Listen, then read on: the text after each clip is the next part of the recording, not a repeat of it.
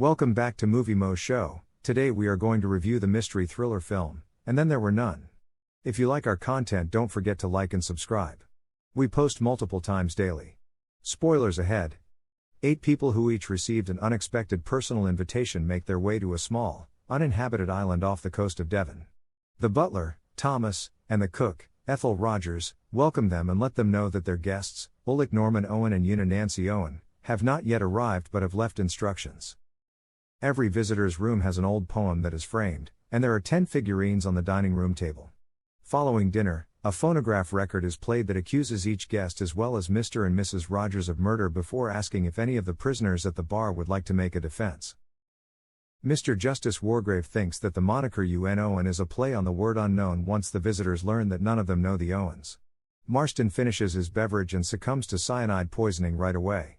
Dr. Armstrong states that none of the other drinks contained cyanide and indicates that Marston must have overdosed. The following morning, Mrs. Rogers is discovered dead in her bed, and by midday, General MacArthur has also passed away from a serious head injury.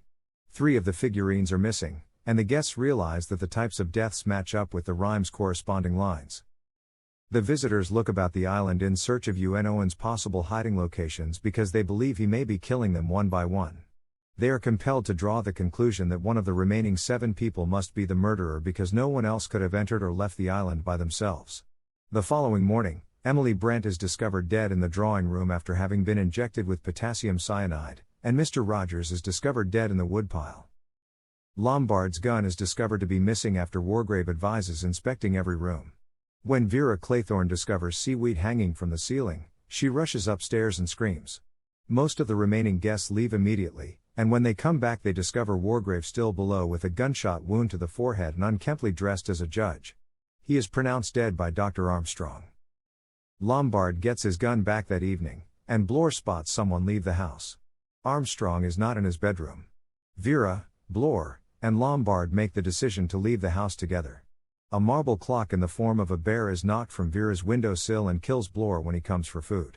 Armstrong's body washes up on the beach, and when Vera and Lombard discover it, they both assume the other must be to blame. As a gesture of respect, Vera proposes moving the body away from the shore, but this is just a cover for her desire to take Lombard's gun.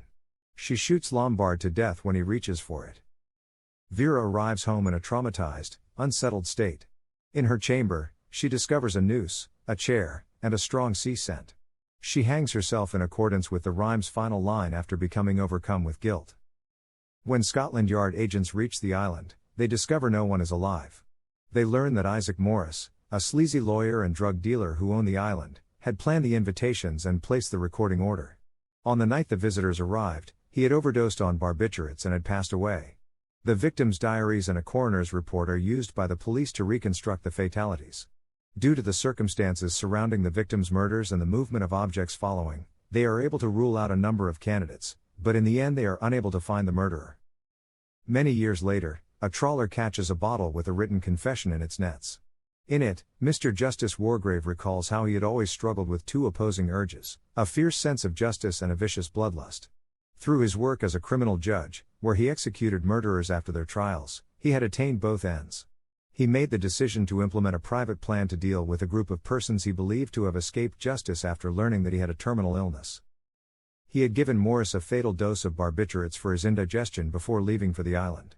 With Dr. Armstrong's assistance, he had faked dying from a gunshot wound so that the gang could find the murderer. He staged the deaths of Armstrong and the other guests before dying himself by shooting himself in the head. He used the gun and some elastic to make sure that his actual death matched the description of his staged death that was written in the guests' journals. Wargrave, who admitted having a pitiful human need for acceptance, had written his confession and thrown it into the water in a bottle. Thank you for watching and don't forget to like and subscribe.